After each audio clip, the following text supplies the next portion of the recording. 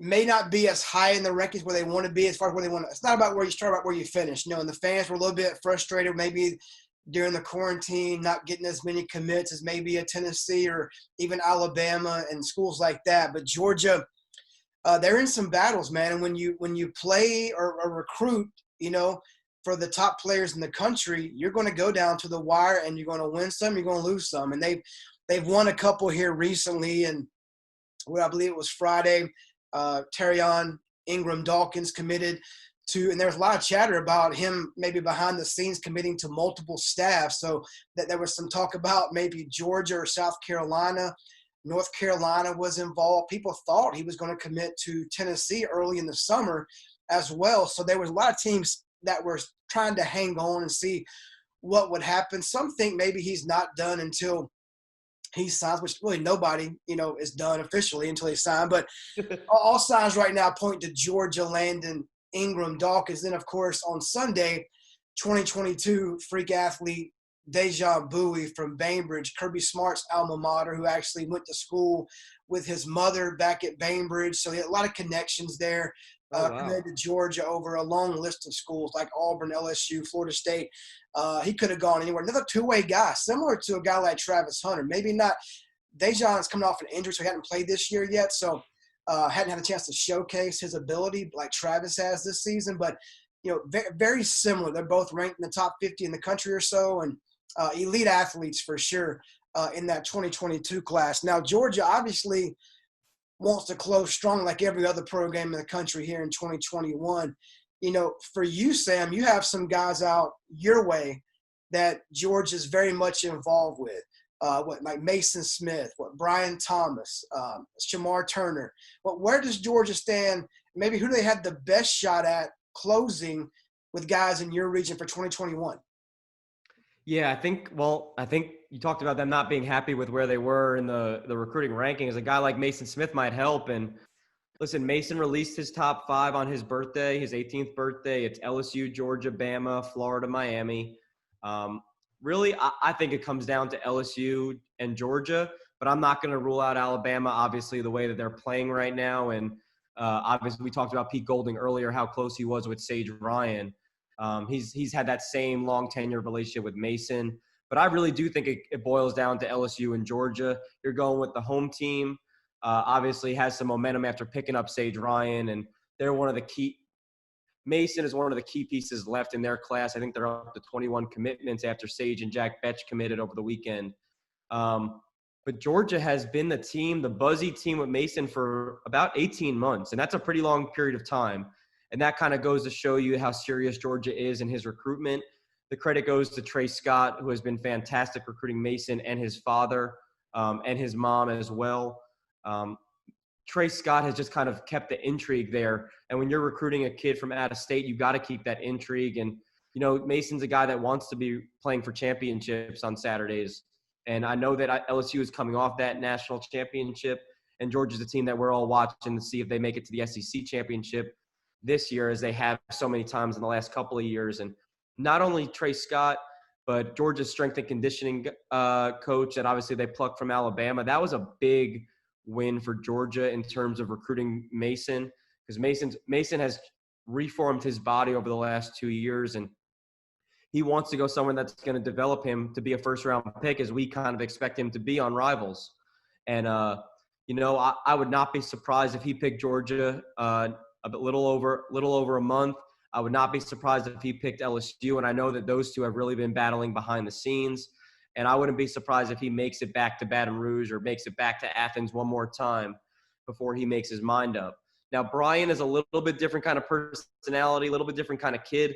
I think he's having a little bit of a down senior year, and I don't think it's more of a result of his quarterback and the team he's playing for at Walker High. But, I think in terms of a in-state, out-of-state, I would say the out-of-state teams are surging right now.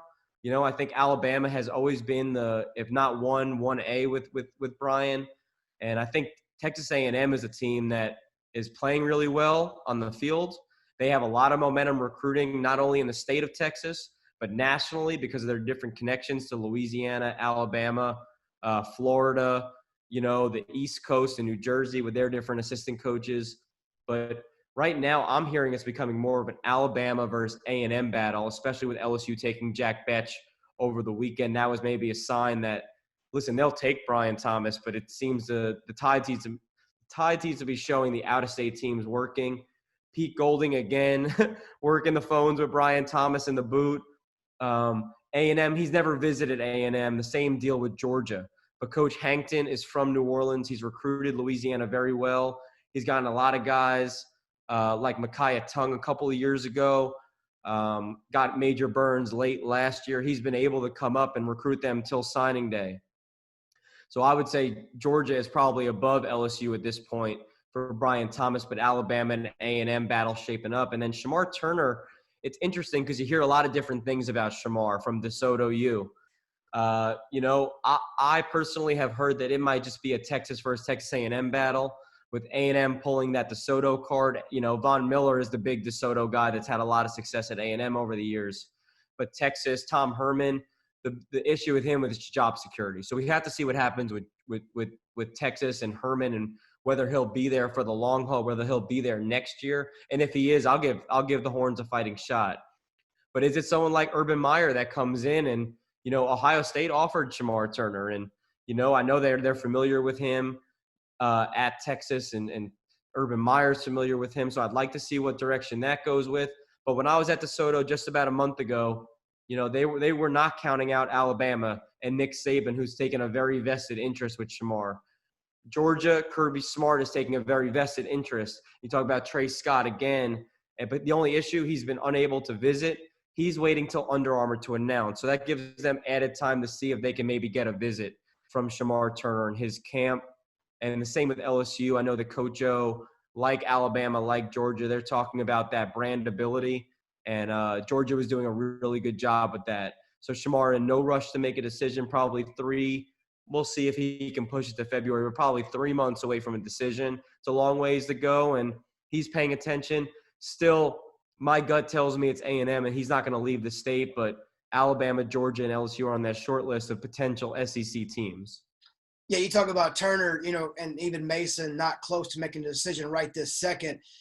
Georgia has a couple of guys in their home state and maybe one in Florida that could commit in the next couple of weeks. We know one for sure is Smile Munden.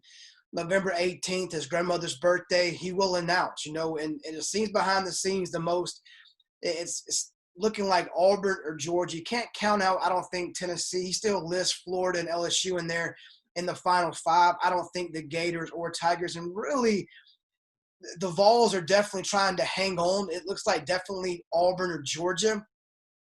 Smile is another one of those athletic linebackers, a guy that's been kind of compared to that Roquan Smith type. Now, I don't think he's quite as physical as Roquan was coming out of high school, but he can run like Roquan. He's longer than Roquan. He had MCL injury, so he's out for the rest of the year, Smile, so he's not playing right now, so he's taking his time to figure things out. And as of this past weekend, he tells me, which I believe that at least somewhat, that he's still not 100% sure where he's going. I do give Georgia the edge right this second right now, but man, he's really connected with what they call T-Will. Travis Williams at Auburn, who I think is a great recruiter in this area, just knowing how to connect with so many different players and their parents, their guardians, their coaches. I mean, everyone speaks extremely high of T-Will, but you also have guys like Glenn Schumann at Georgia, Kirby Smart's very involved, and numerous coaches at Georgia are in pursuit. Another one, Nyland Green, 4-star cornerback in Georgia, can play corner, free safety, could play that star money position as well in college. 6'2", super long athlete. He's been close to committing at least 2 times to 2 different schools. Neither were Georgia at the time. Neither was Tennessee either. And that seems to be kind of what he's down to, depending on the sources around, because he does not talk a lot about recruiting.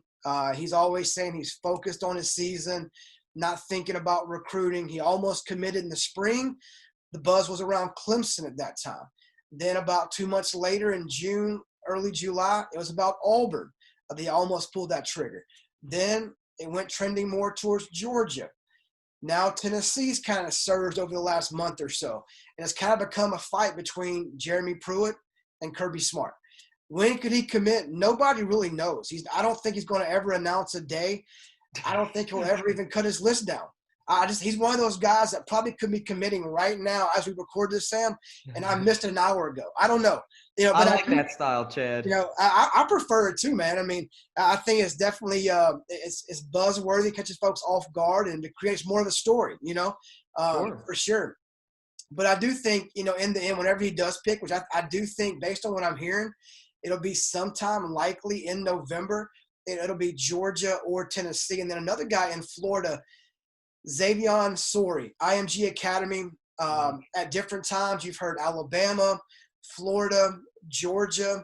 Now, he did trip to Gainesville, obviously close to Bradenton, Florida, a couple of weeks ago. Easy to get to. The word is he could be back at Georgia in Athens at some point this month. But he put out a cryptic tweet, about, that time or it's coming, whatever you want. I can't remember exactly what it said, but to lead people to think he was on the verge or very close to making a decision. And it seems like, based on talking to different people, that Bama is somewhat out, and it's Georgia versus Florida.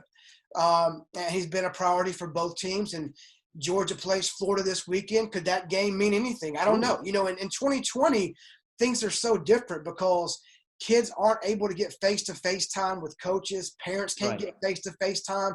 So any little thing could sway them towards a different school. So what does this game mean this weekend? Could it mean who plays well, who does what, sway Sorey to their school? We're not sure, but I do know Sorey's a guy that, both Dan Mullen and Kirby Smart covet in this class as an outside linebacker, edge rush guy, that, a speed guy off the edge for sure. So Georgia obviously has some momentum right now. That's what we're talking about, Sam. Can they keep that, in November and then take that into December when guys like Mason Smith make decisions and so on? Georgia's going to be a team, I think, in the end will likely finish again in the top 5. If I had to bet, I think they'll end up somewhere in that 3 to 5 range when all's said and done. Could a couple of things fall their way, with a guy like Corey Foreman or something like that, and push him into that top 2? We'll wait to see what happens there. But I think it's a pretty safe bet for you or me or anybody